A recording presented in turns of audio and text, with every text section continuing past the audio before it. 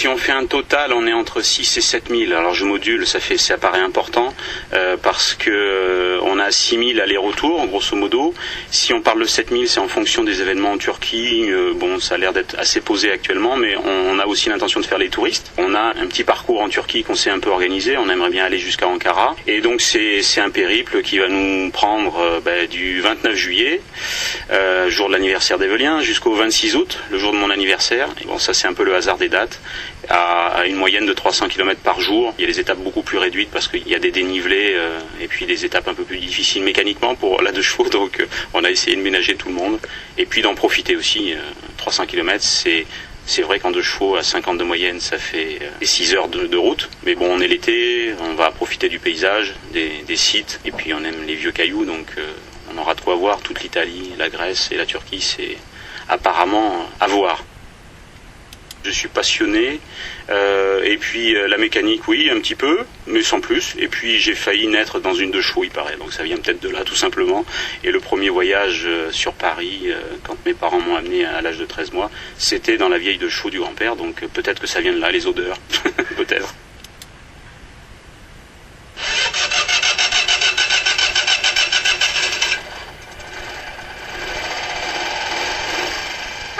La Dodoche est prête. En 8 mois, tout a été réaménagé et rien n'a été oublié pour ce long voyage. Déjà, il y a les pièces dans le coffre, les pièces les plus utiles comme l'essence, après d'autres pièces pour le moteur. Il y a aussi d'autres pièces comme des batteries de rechange. Et puis, c'est pas les mêmes sièges que dans la vraie 2 chevaux. Il les a remplacés pour créer un lit au cas où. Ils n'auront pas trop le temps de se reposer. 300 km par jour, une vingtaine d'étapes et quelques grandes villes pour satisfaire la curiosité d'Evelien, mais aussi du papa. Il y a Rome, il y a Athènes, il y a Istanbul, Izmir, il y a peut-être Ankara. On a tracé le parcours, sachant qu'on aime bien tout ce qui est un peu, notamment Evelien, tout ce qui est mythologie. Et puis voilà, il fallait faire un choix aussi. J'ai, en choisissant, contenté les deux. Moi et Evelien. Mais ce voyage, c'est aussi une aventure forte entre un père et son fils. C'est mon père, donc il y a déjà une relation assez forte. Il y a de l'ordre du voyage un peu initiatique, effectivement. On a toujours partagé des choses, on a toujours été un petit peu complices, mais là, pour le coup, si on ne l'est pas, ça se saura.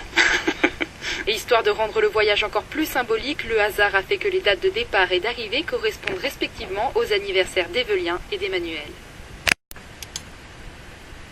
La 2 chevaux, c'est un mélange, une passion, de la mécanique, et puis c'est un objet un peu mythique pour beaucoup de gens, pour nous aussi, et donc c'était le moyen aussi d'aborder le voyage avec un rythme complètement différent, de profiter des paysages, profiter des gens, et puis regarder ce qui se passe autour de nous, et puis un petit challenge, parce que c'est une vieille 2 chevaux qui a presque 50 ans, donc il y avait aussi cet aspect un peu compète, on va dire, même si elle est hors classe, pour le coup.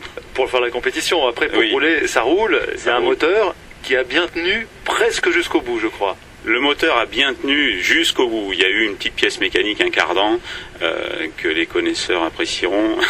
J'aurais dû l'amener, j'avais prévu de l'amener et je l'ai oublié. Donc comme quoi, rien n'est parfait, on fait toujours des erreurs. Mais ça vous a lâché au dernier moment. Au tout dernier moment. Vous étiez déjà de retour. On était déjà de retour, il ne restait plus que 300 km. Donc, Vous êtes parti de Mayak pour aller en Turquie et revenir par les petites routes. Alors par les petites routes, oui, on a été obligé de prendre les doubles voies quelques fois, non sans stress, parce que c'était quand même un petit peu particulier, à un rythme très limité, avec, après on a vu qu'on n'était pas les seuls véhicules à vitesse réduite, puisque en Turquie on a vu des tracteurs, des vélos sur les doubles voies, c'est une autre mesure, on va dire, ouais. C'est un peu particulier. Donc vous alliez là-bas pour une raison précise, pour le goût de l'aventure, pour passer un moment de vacances au mois d'août avec votre fils Evelien, mais il y avait la petite carotte au bout quand même. Oui, complètement. On s'était lancé le défi de faire la surprise à des amis qui se mariaient. Personne ne vous attendait là-bas. Comment ça s'est passé? Est-ce que la surprise a fonctionné? On a été surpris de les surprendre, parce qu'en fait on s'était imaginé un tas de petits scénarios jusqu'à la dernière minute, et puis en s'isolant dans une rue pour préparer la voiture, pour la décorer, pour finaliser un peu notre surprise, on s'est fait surprendre. Ils sont passés dans la rue, ils se sont arrêtés, Et là, ça a été un petit moment un peu intemporel, un peu magique, puisque ils se sont sortis de la voiture, ils ont fait quelques mètres à pied en courant, et puis la surprise a été totale. Et j'ai grâce à ça pu filmer ce petit instant qui dure une trentaine de secondes, mais c'était assez génial. Les 30 secondes qui ont justifié tout ce périple. Voilà. Bon, il faut être un peu fou, hein, certainement, pour faire ce genre de voyage. Bon, la folie, elle est générée des fois aussi par des coups de cœur, des amitiés, et puis voilà. Donc ça faisait partie du délire et puis du défi. Voilà. Et puis sur la route, ça a été assez extraordinaire. C'est monté crescendo depuis la France, en passant par l'Italie, la Grèce, ça a été impressionnant. Et puis alors les Turcs nous ont fait un accueil très très impressionnant. C'était des sourires, des discussions entamées, c'était vraiment très très enrichissant. On s'est engagé dans un chemin juste avant Alessandroupoli en Grèce. On a aperçu un panneau indiquant un site archéologique, et puis on s'est dit tiens bon, on va essayer de s'avancer. On avait de l'avance entre guillemets par rapport à nos horaires pour chercher l'hôtel ou le camping. Et puis bon, on est tombé sur un troupeau de moutons, bon, chose assez classique, on a l'habitude à la campagne. Et puis on s'est engagé dans un chemin qui paraissait nous mener à quelque chose, et puis plus rien. On s'est retrouvé à se demander si on allait pouvoir passer à travers les cailloux, on a retrouvé un peu nos chemins du Périgord, puisqu'il y avait pas mal de gros cailloux. Je pense qu'on aurait été avec un autre véhicule, ça ne serait pas passé.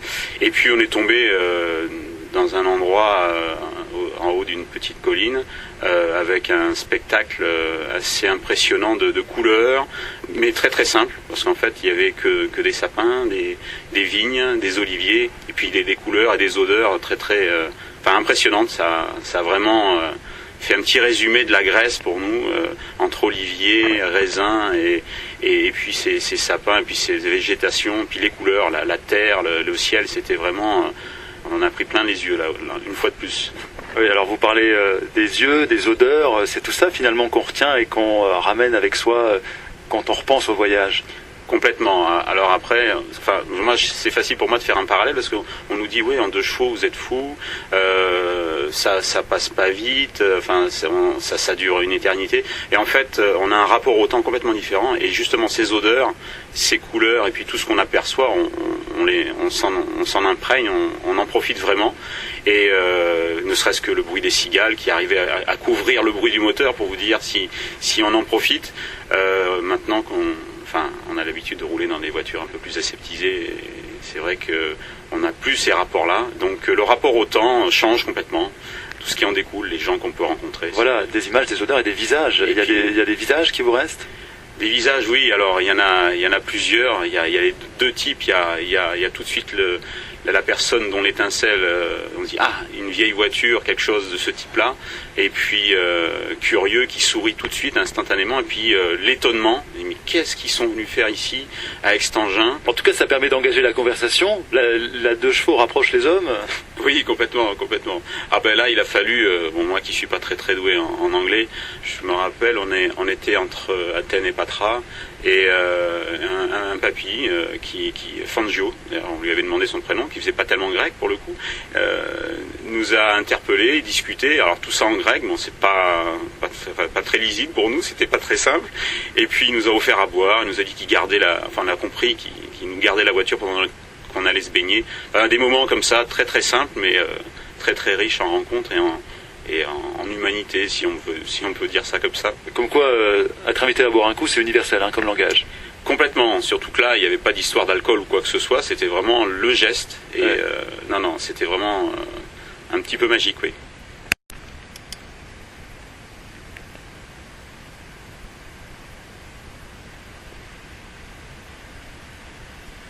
Mes rêves sont mêlés d'histoires et d'images. Actuellement, je ne sais plus trop où j'en suis à ce niveau-là. Il va falloir qu'on se pose. Et puis lui, je pense que c'est pareil. Et puis après, il y a l'école qui a repris, donc la discussion avec ses copains, l'approche qui eux peuvent en avoir. Donc il y a tout ça qui devrait. On va peut-être écrire un bouquin, peut-être après, je sais pas. Il y a un décalage entre l'aller et le retour. Complètement, oui. Il y a vraiment. On s'était imaginé des choses. bon, comme tout voyage, comme tout périple.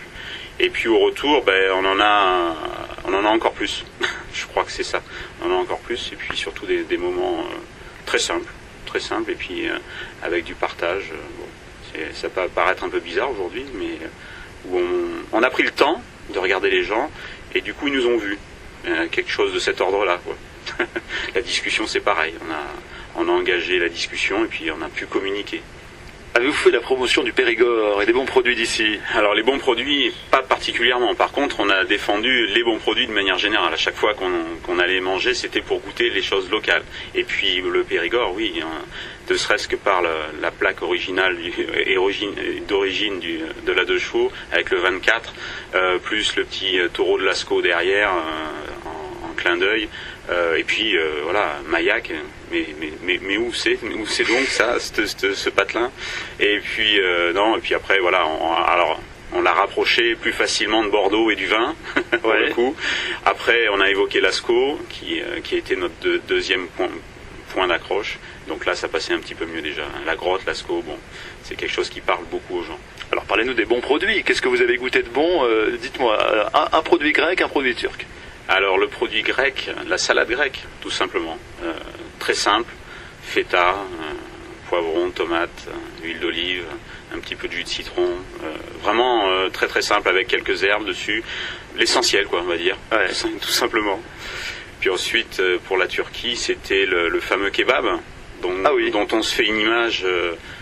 sandwich vite fait, gras, dégoulinant. Alors là, en fait, c'est ni plus ni moins qu'un intitulé, le kebab, puisque ça se décline sur plusieurs formes. Il y a une image qui nous reste, c'est le kebab servi dans un plat en cuivre avec une cloche, où là on a tous les ingrédients du kebab jusqu'à la sauce au yaourt. Mais alors avec des goûts et bien sûr, et puis une présentation qui n'a vraiment rien à voir avec le sandwich que beaucoup connaissent quand ils sont étudiants ou autres dans les rues des grosses villes. Ça n'a rien à voir. Faut aller le chercher en Turquie. Il y a un peu de ça, En tout cas, faut être curieux. C'est ce qui nous a animés, je crois aussi, la curiosité.